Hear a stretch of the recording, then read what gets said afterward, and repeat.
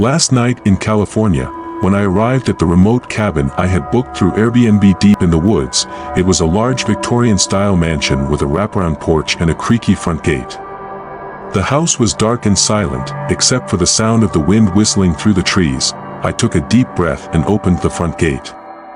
I walked up the porch steps and knocked on the door. A few seconds later, the door opened and a pale, gaunt-looking man greeted me. "Welcome," he said in a raspy voice. "I've been expecting you." I followed the man into the house. The interior was dark and dusty, with cobweb-covered chandeliers and faded furniture. The man led me to a room at the end of the hallway and gave me a key. "This is your room," he said. "Try to get some sleep. You'll need it." I thanked the man and went into my room. I locked the door behind me and took a look around. The room was small and sparsely furnished, with a bed, a dresser, and a nightstand. There was a window on one wall, but the curtains were drawn. I decided to go to bed early. I was tired from the long drive, and I was also a little creeped out by the house. I got undressed, climbed into bed, and pulled the covers up to my chin. I closed my eyes and tried to sleep, but I couldn't shake the feeling that I wasn't alone. I kept hearing strange noises, like footsteps in the hallway and whispers outside the door. I finally drifted off to sleep. But it was a restless one. I had nightmares about being chased by a shadowy figure through the dark house. I woke up the next morning feeling exhausted. I got out of bed and went to the window. I pulled back the curtains and looked out. The sun was shining brightly, and the birds were singing. It was a beautiful day. I decided to go for a walk around the house.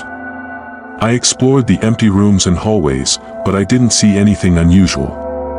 The house was just a dusty old Victorian mansion. I was about to go back to my room when I heard a noise coming from the basement. I paused and listened. The noise was faint, but it sounded like someone was moaning. I slowly made my way down the stairs to the basement. The basement was dark and damp, with a musty smell. I could feel the cold concrete floor beneath my feet. I followed the sound of the moaning to a door at the back of the basement. I pushed open the door and stepped inside. The room was small and dark. There was a single chair in the center of the room, and a man was tied to the chair. The man was pale and gaunt, and his eyes were glazed over. I gasped in horror. The man was the same man who had greeted me at the door the night before. "What happened to you?" I asked. The man didn't respond. He just stared at me with his empty eyes. I took a step closer to the man. I could see that he was bleeding from his wrists and ankles. He had also been beaten. "Who did this to you?" I asked. The man slowly opened his mouth. "The house," he whispered. "The house did this to me." I backed away from the man in terror. I turned and ran out of the basement. I ran up the stairs and out of the house. I didn't stop running until I reached the main road. I flagged down a passing car and asked for a ride to the nearest town. I didn't look back at the house. I never went back to that Airbnb. I don't know what happened to the man in the basement, but I hope he's okay. I'll never forget my experience at the haunted Airbnb. It was the most terrifying thing I've ever been through.